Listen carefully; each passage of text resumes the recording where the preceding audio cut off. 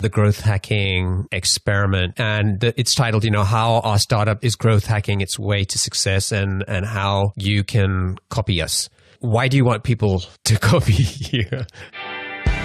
Welcome to the Conversion Aid Podcast, where we help software entrepreneurs to take their business to the next level.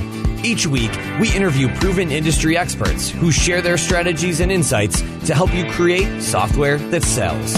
Here's your host, Omer Khan.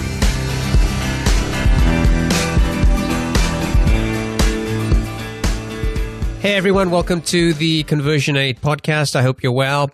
In this episode, we're going to talk about growth hacking, and we're going to share some super actionable tips that you can apply to help grow your own business. Now, what we're not going to do is share some secret, never heard of before growth hacks that are going to magically double your business overnight. Instead, we're going to look at 3 commonly used growth hacks. And these might be things that you've already tried before, but they didn't work. So we're going to go and cover some of the common mistakes that businesses make with these type of growth hacks and how a few simple tweaks and changes in your approach could help you get significantly better results. Also, if you haven't joined the Conversion Aid community, then you should do that right away. You'll get notified of new episodes right in your inbox, and it's a great way to learn from successful SaaS founders and entrepreneurs. Just go to conversionaid.com/VIP and enter your email address, and I'll see you on the other side. Okay, with that, let's get on with the interview. Okay, today's guest is the founder of keeping.com, a Gmail extension that adds helpdesk functionality into any Gmail or Google Apps account. It allows you and your team to manage your customer support right from your mailbox instead of using an external helpdesk app. Now, this person first came on my radar when I came across a free online resource that he'd created called The Growth Hacking Experiment. Basically, he'd taken all the growth hacks that they tried with their startup and documented both the process and the results they achieved with each growth hack, both the good and the bad. So what I'd like to try and do today is to help share some of those insights with you. So once you finish listening to this episode, you can go start implementing your own growth hacks. So today, I'd like to welcome Vincent Cassar. Vincent, welcome to the show. Well, thank you for having me, Omer. That's very kind of you. So you're talking to me. Whereabouts in Switzerland are you right now? I'm in Geneva, Switzerland. So we're having a bit of a heat wave at the moment, and it's boiling hot. Tropical Geneva, we call it nowadays. Okay, I love Geneva. It's a wonderful city. I've only been there once, but had a wonderful time there. So I like to start by asking my guests what drives or motivates them, what gets them out of bed.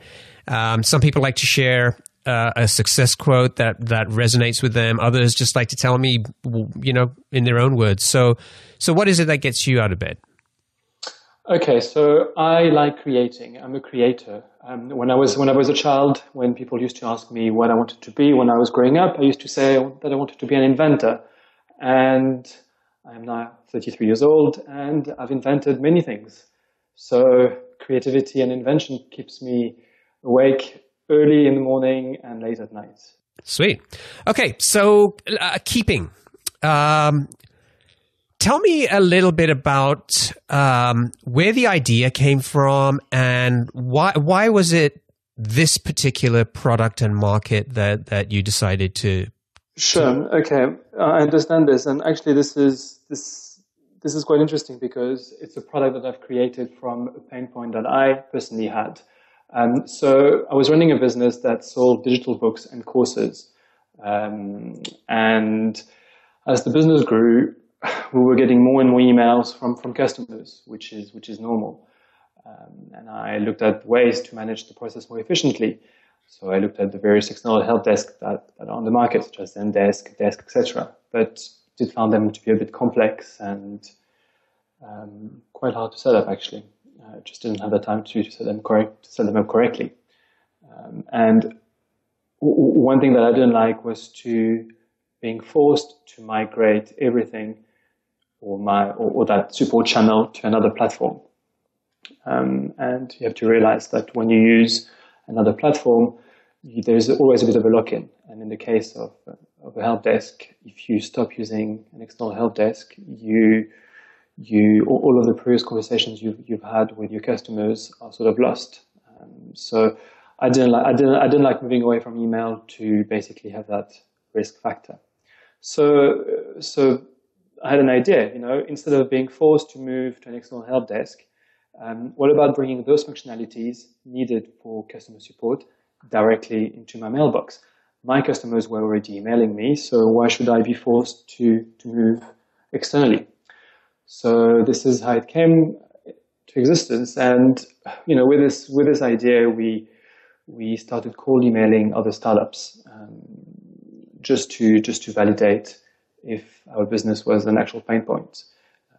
I've learned in the past that sometimes you think something is problematic to you, but you are pretty much the only one in the world, or there's not enough of a market to make it a substantial business.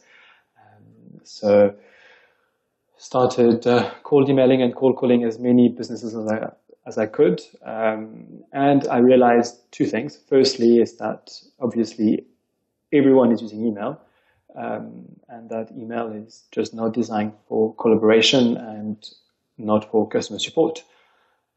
So we decided to build a first iteration. What we did, as I mentioned, is cold calling and cold emailing as many businesses as we could in advance. And we leveraged the feedback that we received early on to see if our first iteration had the right product market fit.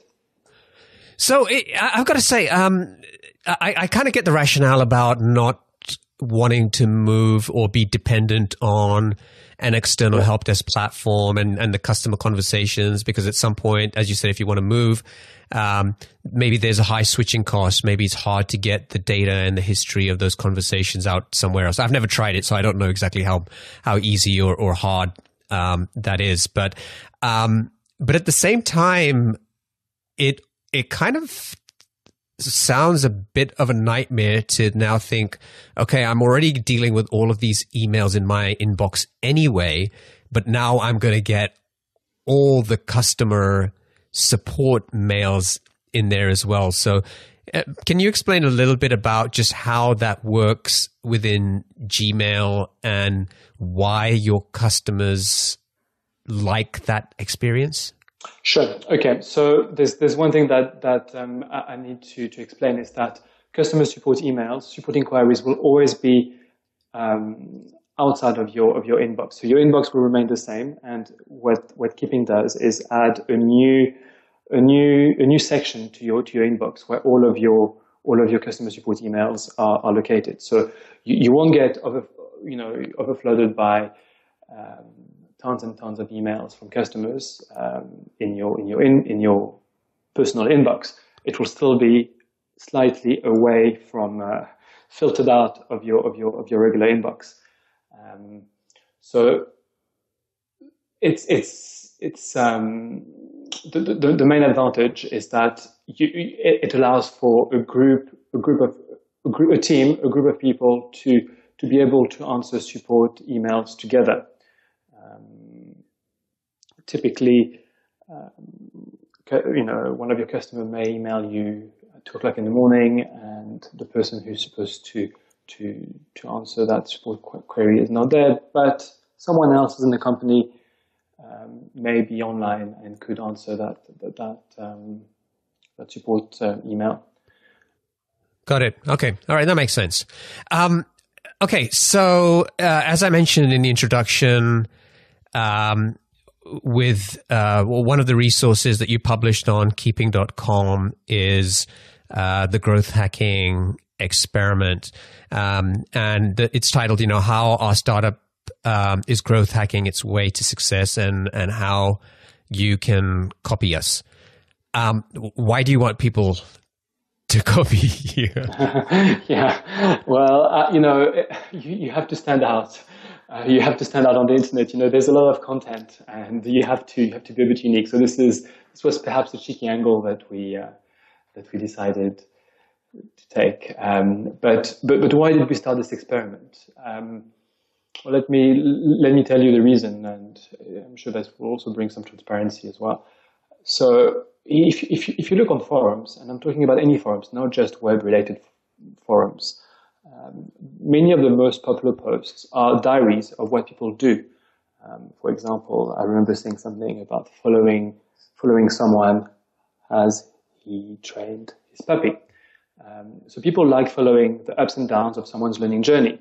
You could call it voyeurism if you want, but these posts are popular. Secondly, I was looking for a topic for our content marketing effort that was actually getting more and more popular. Growth hacking is a term that didn't exist just a few years ago, and just a quick look at Google Trends. Google Trends, for people who may not know what that is, it allows you to see for a certain keyword how it evolves over time, and the term growth hacking is just increasing every day. So from nothing a couple of years ago, there's more and more people looking for growth hacking. And as we target startups and businesses that may not yet have a support system in place, these startups and companies are also interested in learning how to grow. So we had it. We had the perfect topic. We decided to share what we did to grow our business with the objective to attract potential customers. And it has worked quite well for us. So the smart thing here is that the people who are most likely going to be interested in reading about the growth hacking experiment probably are also a good fit to be a potential customer in many cases as well for the help desk product. That's correct. That's right. Correct. So this was the thinking, and it's also a topic that we can grow over time. Right. We can easily add new experiments and create a bit of a community around it. Yeah. No, I think when we talk about it like this, it makes absolute sense. But I think it's also very easy to fall into the trap, and I've seen this happen sometimes where people are trying to do some type of content marketing or trying to create some sort of transparency about their business, but your target customers may not be the ones who are interested in that. And so the danger is you end up attracting a different sort of audience for that content, and still have to sort of double down and figure out where you're going to get your customers from because they're not coming through those content marketing efforts. So, but I like the way that you've done this here. It's transparent, and I think in many ways documenting these experiments and these hacks has probably been beneficial for you as well, just to sort of distill your thoughts and track what you did and what the results were. So it's the kind of thing that I think it's worth doing anyway when you're kind of doing these experiments. But I like the way that you've sort of done it publicly and given sort of that level of transparency. One thing I wanted to ask you was, what's sort of your thoughts and have you had any reactions on the term sort of growth hacking? It seems to be a very sort of polarizing term where some people are just so into it, others sort of just hate the term. Have you experienced that as you've kind of got more and more sort of visibility with this resource? Well, absolutely. And to tell you the truth, my personal perception of the term is that growth hacking is just marketing. That's what it is. The flavor of the month is growth hacking, fine, but at the end of the day, it's marketing without doing media buy. That's what it is. So a lot of it can fall into it. Content marketing could be seen as growth hacking, but it's just marketing. Scraping for leads and then contacting those leads could be called growth hacking. Some people call it something else. So the term is definitely polarizing. But at the end of the day, growth hacking is just marketing. That's my take on it. I was actually asked to do a presentation about growth hacking a while ago, and my first slide was growth hacking is bullshit. because it's marketing at the end of the day. It's marketing without media buying. Media buying is easy. You pay Google $10 a click and you'll get some traffic. Anyone can do that.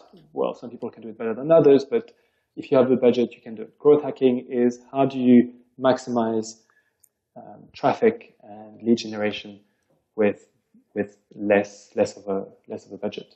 Yeah, but I would say that even on the ad buying side, I've seen a lot of direct response marketers who for years have been doing what maybe we're seeing growth hackers do now, which is basically focusing very much on understanding sort of customer lifetime value, the acquisition cost of a customer, running very data-driven experiments in terms of what the ad copy looks like, how it converts, what landing pages are doing.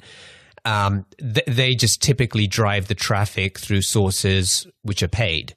But I think in many ways, it's just, I agree with you. I think that you can kind of take a different shift on it. But once you sort of boil down what the essentials are, whether you're doing growth hacking or direct response marketing, it kind of boils down to there are just some fundamentals of marketing that don't change, right? And so it's, but yeah, it's the term that I think probably resonates most with people. I was just curious how your experience had been with the reaction you get from people. But okay, so let's spend some time. And what I was hoping we could do was to deep dive a little bit into maybe 3 growth hacks that sort of were either unusual and delivered interesting results, or just ones that have been most successful for you, and sort of talk about again what you did, what results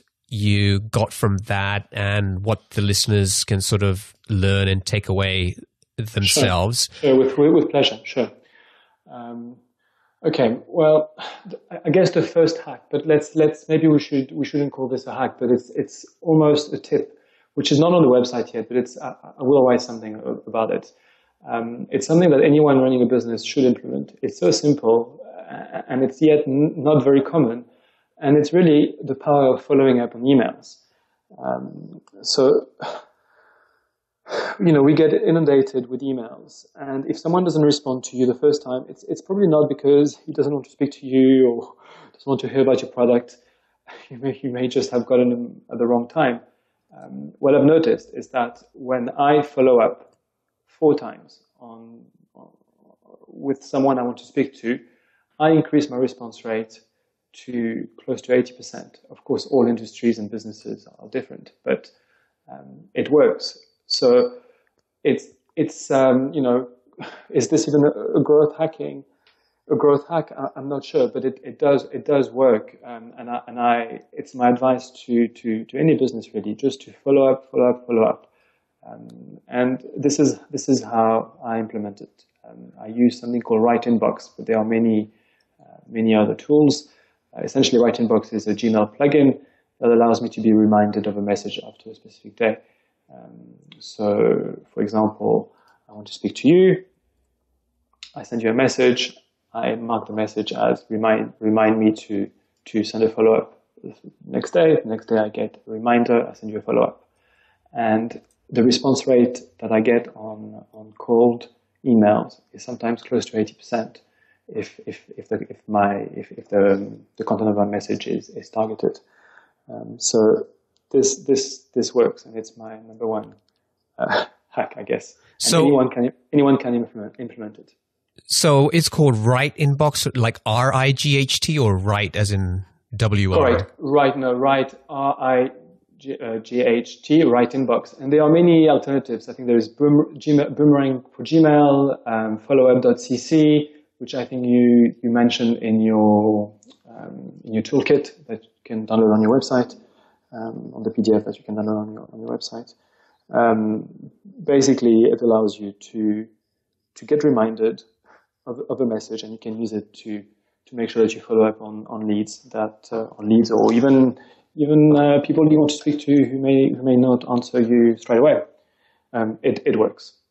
Yeah, I had Mo, who's the co-founder of Boomerang, here on Conversion Aid on I think it was episode 30, which you can get to by going to conversionaid.com/30. And I think Boomerang does exactly that, provides that type of functionality within Gmail as well. So, okay, so tell me a little bit about that, because I've seen people send out, do sort of email outreach, and you're talking about cold emails here, right? Well, I'm talking about cold email because, you know, that's what I've been doing recently. I've been doing a lot of cold emailing, but it can be used for basically getting in touch with people as well. Okay, so let's just, for anybody who's not familiar, let's just sort of define the difference between cold, warm, and sort of a hot email, right? So just sort of I'll sort of describe them and you tell me whether you agree with them or not. So a cold email is, you've got an email from a list, you've looked up somebody's email address, you're contacting them, they've never heard of you, and you're trying to get some kind of response or engagement through that email. I would say a warm email or lead is probably someone that maybe knows about your product. Maybe you've been introduced through somebody.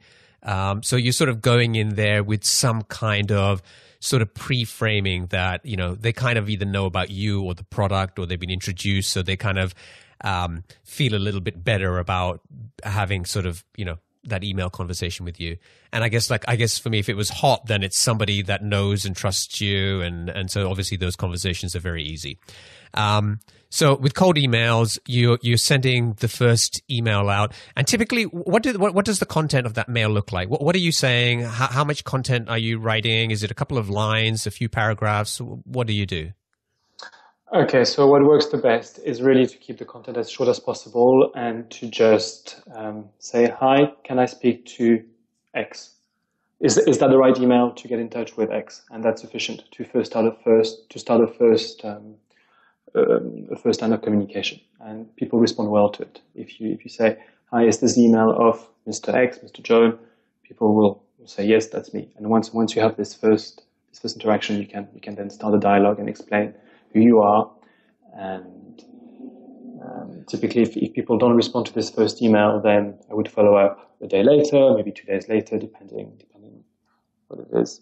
Who it is I'm targeting. So if they don't respond 1 to 2 days later, what's the email that you were then following up with? The same email again? Also very short, just a reminder. "Hi, did you get this? Did you get the email I sent you 2 days ago?" And that's it.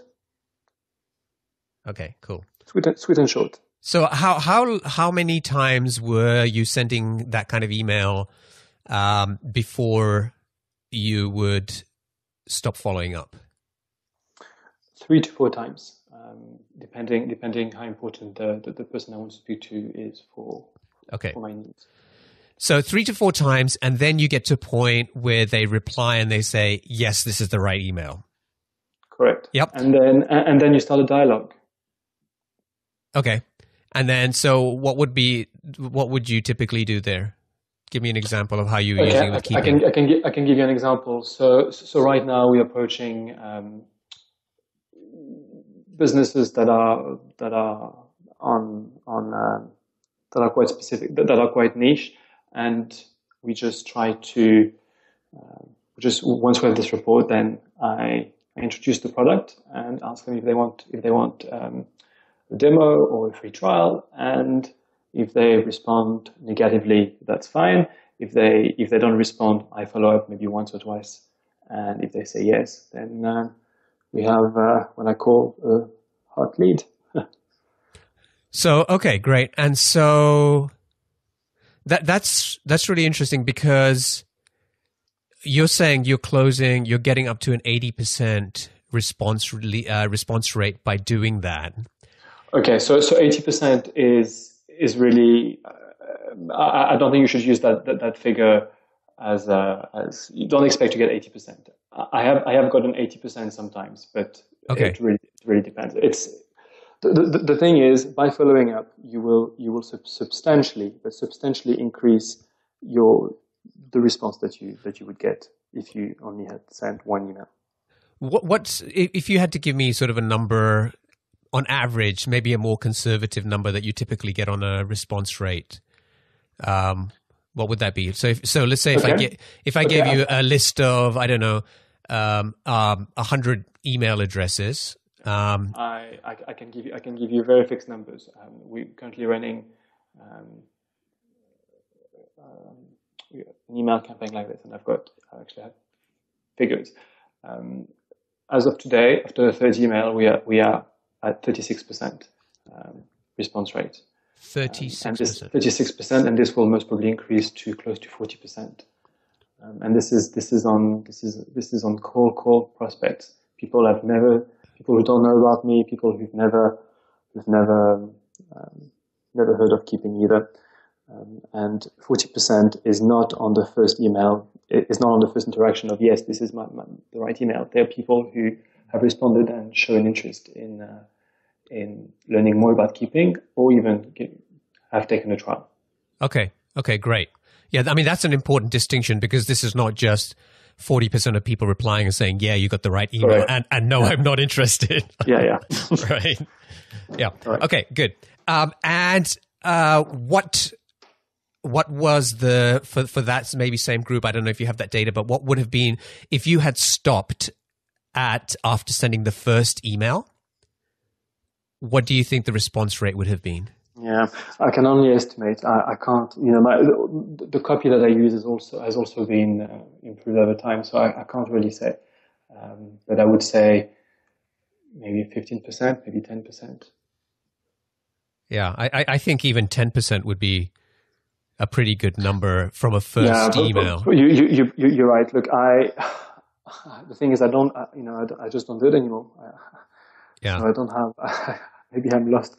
Yeah. I'm out of touch with reality in terms of what it is. But it's the point that I wanted to make is it will substantially increase your response rate, and it's very easy to implement. Use Write-in-Box, use helpdesk.cc, use Boomerang. Yeah, and I think the big takeaway here is I had Steli FT, the founder of Close.io, on the show. And I remember he was the one who kind of really got me thinking like that as well, when he said, if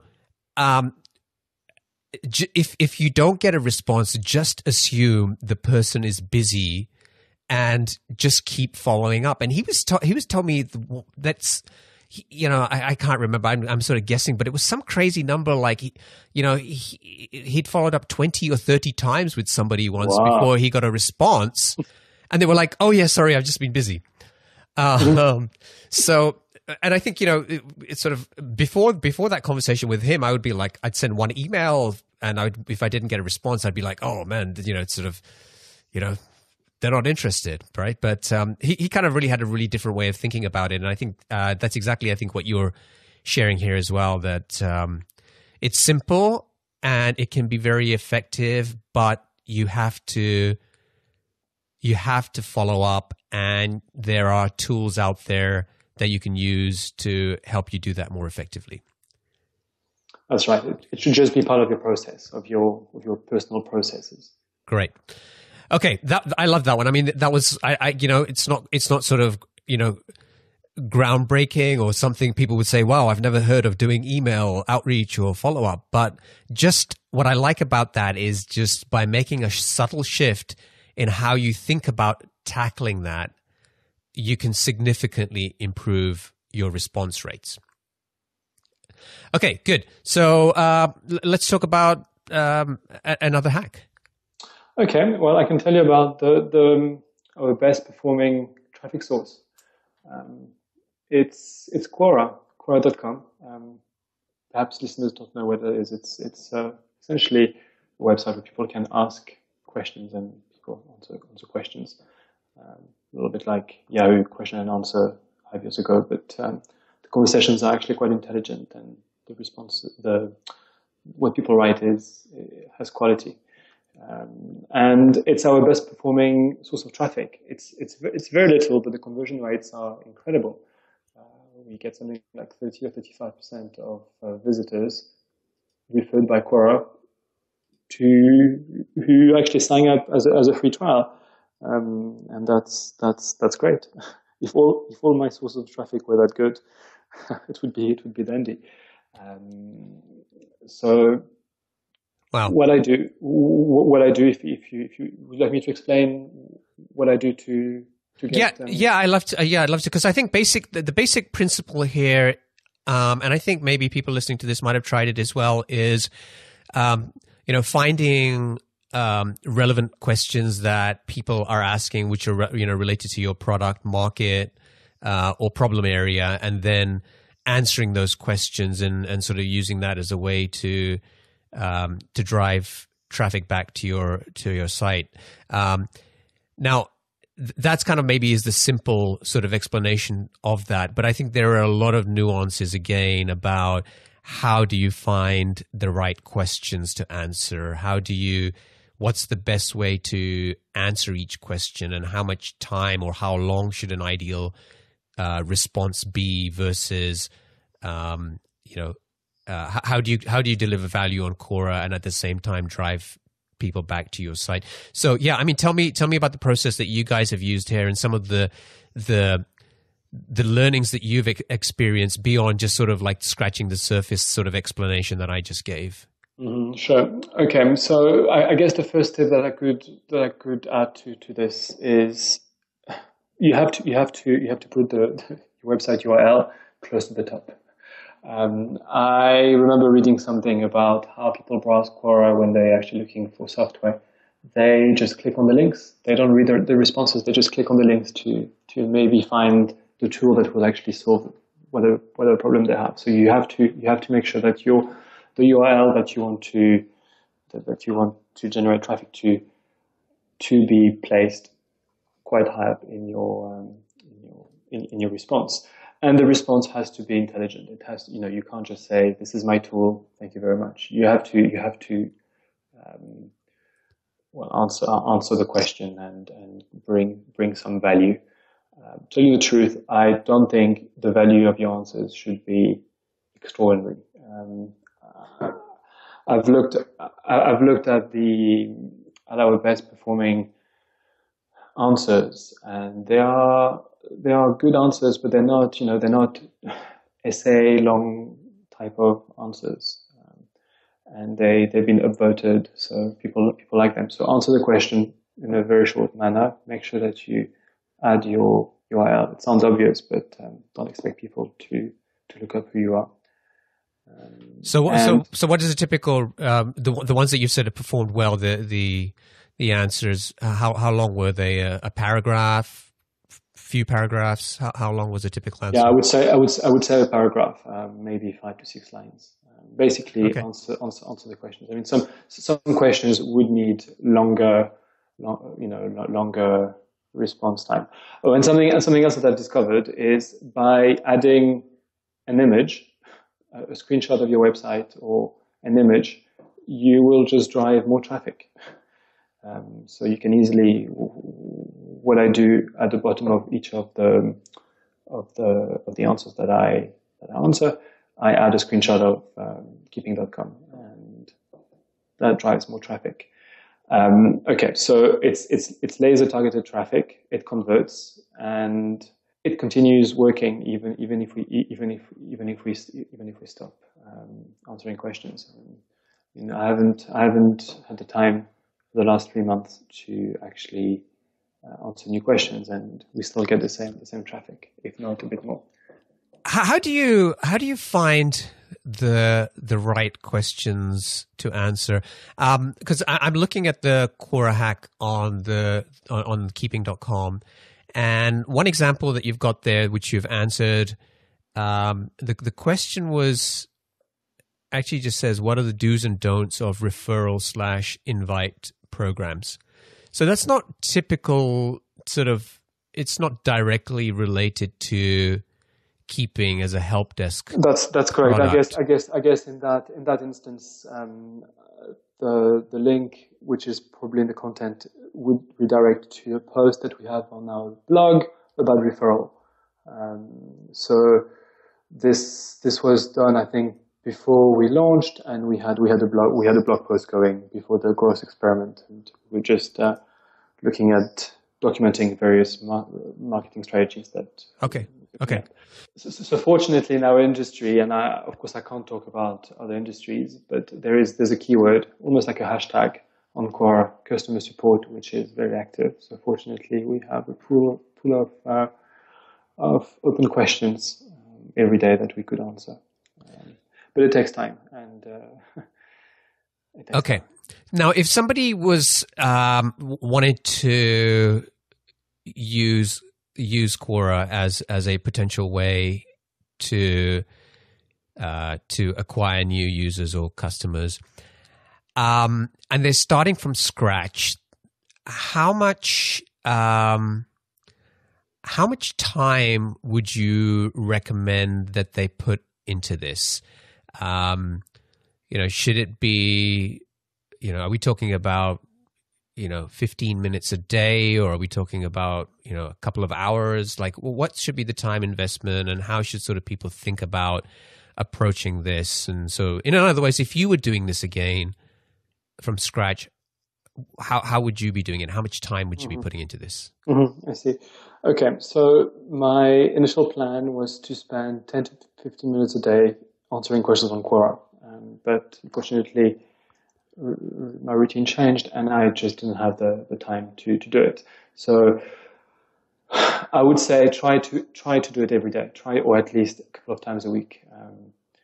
And I should really get back doing it on a more regular basis. But perhaps spend some time the first time to understand, to follow the right keywords, see if your competitors are on it, because very often you can add answers to questions your competitors may have answered. So that's also a way to discover not only the right questions but also the right keywords and hashtags.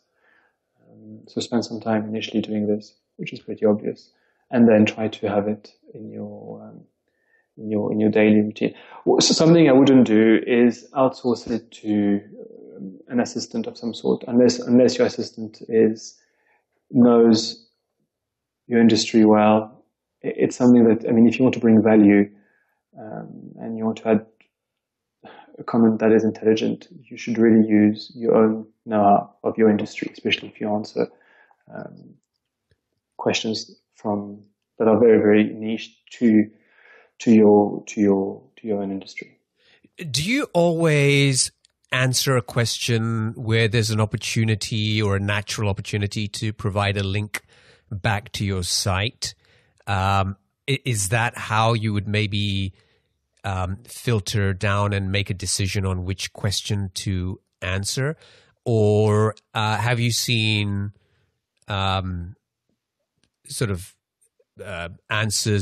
effective answers work for you where maybe you just answered the question but didn't put any link or image or anything into that answer? Well, as I mentioned, the link is vital. This is in my case. I want Quora to bring traffic, and in order for traffic to happen, I need to show where I want people to go to. So a link is vital. Right. As I said, an image is also nice to have. It brings more attention. Okay. So I think so. If I've got this right, initially start by listing out what are keywords or hashtags that are relevant to your product, your market. Also think about listing out who your competitors are, and then sort of use that information as a way to narrow down the searches of which questions that you're going to look for. And then we want to allocate or dedicate at least 20 minutes a day, a few times a week, where you can go in, look through those list of questions, figure out which are the ones that you feel that you can give a good answer to, and secondly, also where there's an opportunity to provide a relevant link that people can click on to get more information. Does that sound like it sounds like a great summary. It's All right. See, I was paying attention, Vincent. Okay, cool. All right. So let's talk about the third hack. Okay. So something that was very successful for us actually was to speak to customers very, very early, actually before we even had a product. That allowed us to get a pool of potential buyers as we released the first iteration. And what we did was to ask for feedback. And firstly, we needed to validate if we had a business case, which was sustainable, if we actually solved the problem. But by asking for feedback, we created a report with a number of companies, and they've been helping us grow, sending us referrals. So maybe this is more of a hack that's for younger startups that may not have customers yet. But speak to potential customers very early. This really this I think is where our success lies. Thanks to them, we now have paying customers that were referred, and we also managed to get a better product and market fit more quickly. Would you think of that as a hack, or is that sort of the same as the email outreach and sort of building relationships? As I said, this is you can call it a hack, you can call it marketing. It's a tip that really worked for us. And okay, how were you asking for this feedback? Was that happening through the email outreach? Sure. So it was also done through an email outreach campaign, I guess. Okay. And I can tell you what we did. We looked at potential customers by basically getting the contact details of as many businesses as possible, and and we started a communication. Hi, can I speak to whoever is responsible with marketing of this, or who is the founder of this company? Use what I said earlier about following up and getting people to actually answer and creating a report with these potential customers. Okay, good. Yeah, I mean, I've seen lots of examples of that, where getting that early feedback, even when you don't have a product, becomes a really valuable thing to do. And in many cases, those people who provide the early feedback often convert into customers, but they also feel a lot more invested in the product because they kind of had a voice in sort of shaping what that product became. And it also provides obviously a lot of valuable feedback on building the right product. Obviously, the caveat being you have to be careful there, because when people aren't invested, they don't have any skin in the game. They may also waste your time by giving you a lot of feedback that they think you want to hear, right?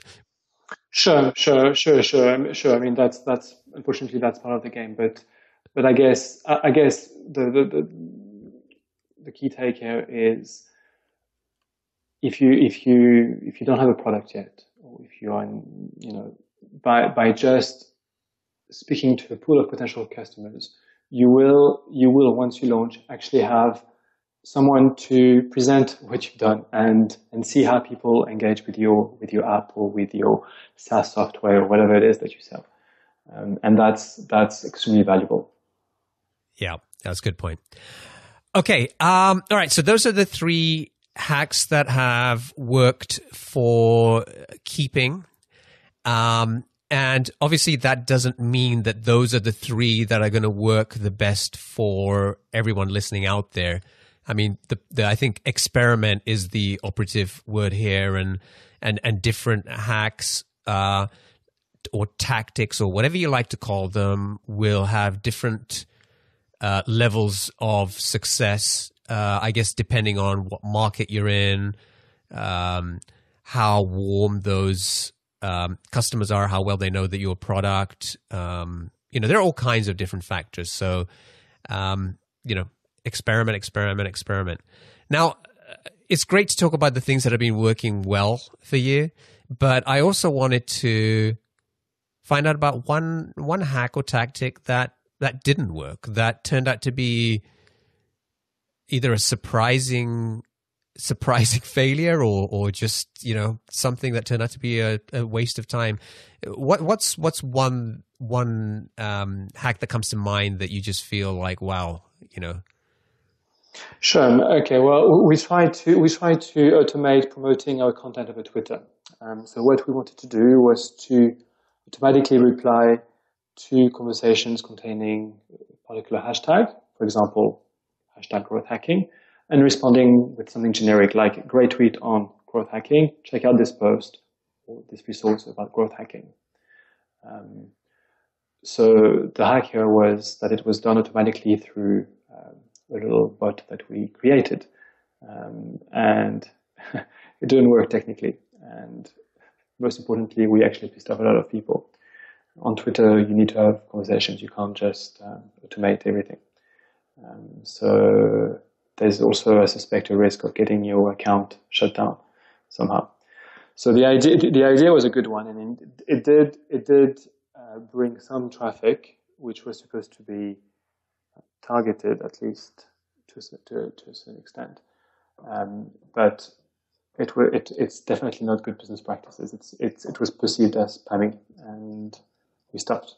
What sort of what was some of the negative feedback or consequences that you had of automating that? Well, just a lot of pissed off people. We didn't run it for too long because my sense was that it wasn't worth the game. I mean, I could see it was essentially a way to spam Twitter, and Twitter is not supposed to be a spam trap. We shouldn't spam Twitter, and people realized that quite quickly, and it was just not good business practice. Yeah, I get that, and I think that there are.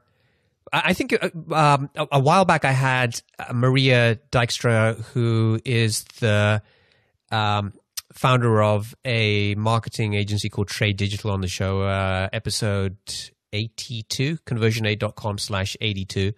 And we talked at length about how to use Twitter as a way to acquire customers. And she gave some incredible tips on how to do that. But the key was using it for what it was meant to be, which is about being social, right? And I've been as guilty as other people out there, where you kind of get into the habit of just posting stuff, right?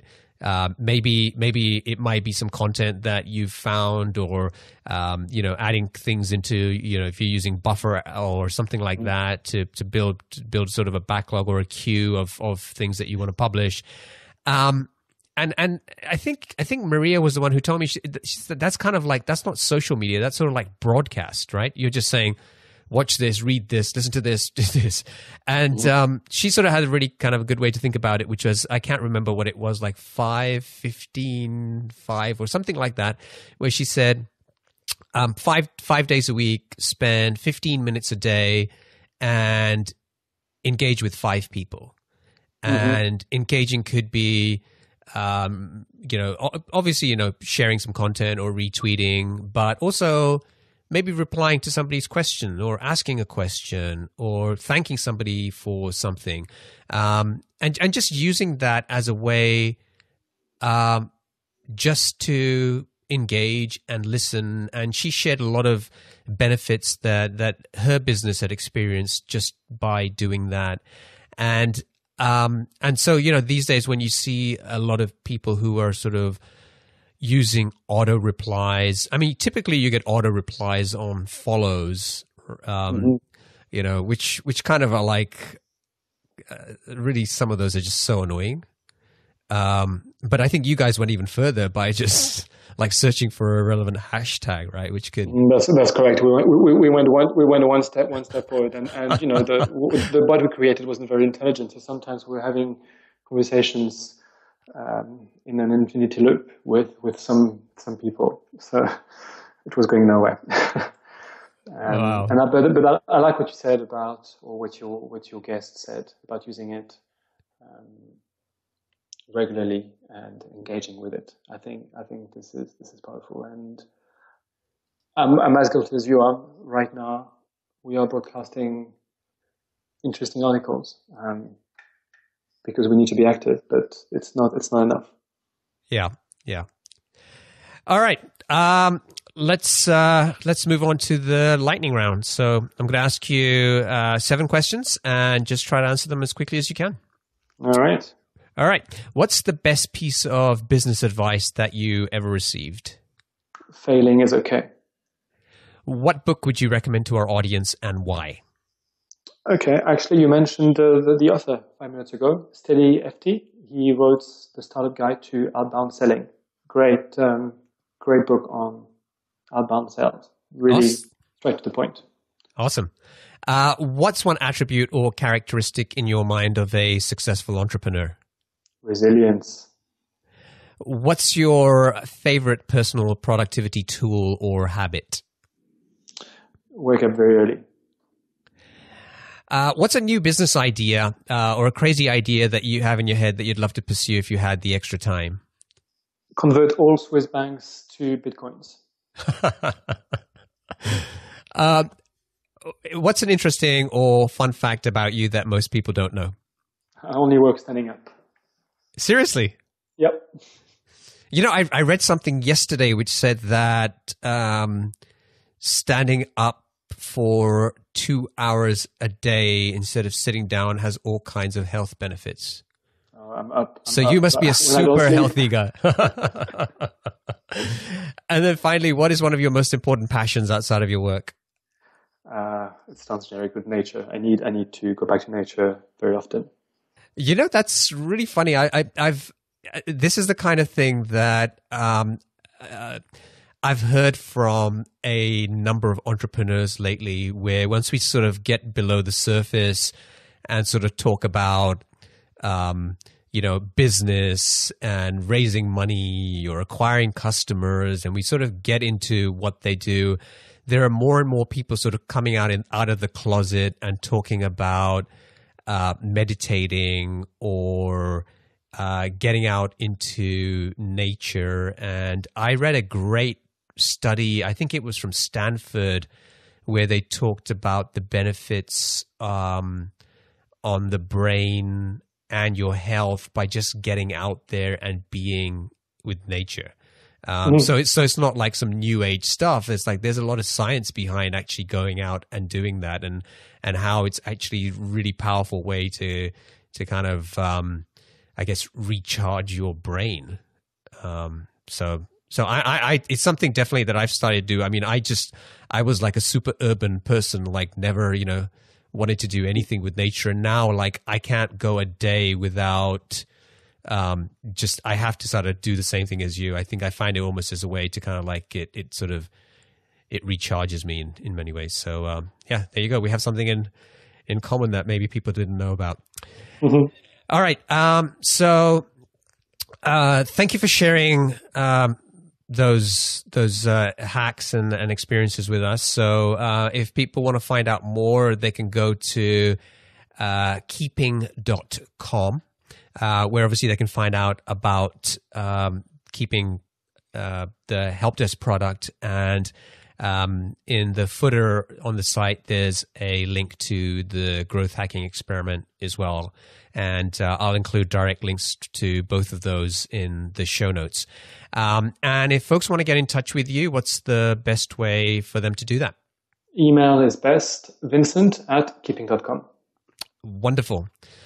Vincent, I appreciate you making the time to do this. It must be, what is it now? It must be like 8:30? It's 8:30 Swiss time. It's fine. Yeah. So I'm sure your wife has is probably waiting for you. So she should be waiting for me, and I hope she prepared dinner. I'm normally the cook, so hopefully she cooked this evening. Great. Well, look, I appreciate the time you taking the time to do this, and into your evening. I wish you all the best, and good luck with keeping. And I will continue to follow the growth hacking experiment, and learning from both your successes and your failures. Thank you very much, Emma. It's been a pleasure. Thank you very much for your show as well.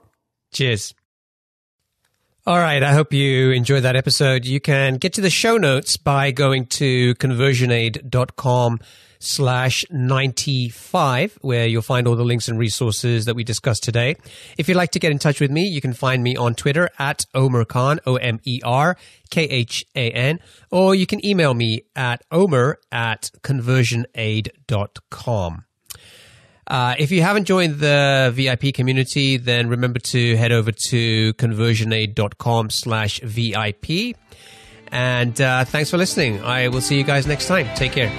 Thanks for listening to Conversion Aid, the podcast that shows you how to take your business to the next level and create software that sells.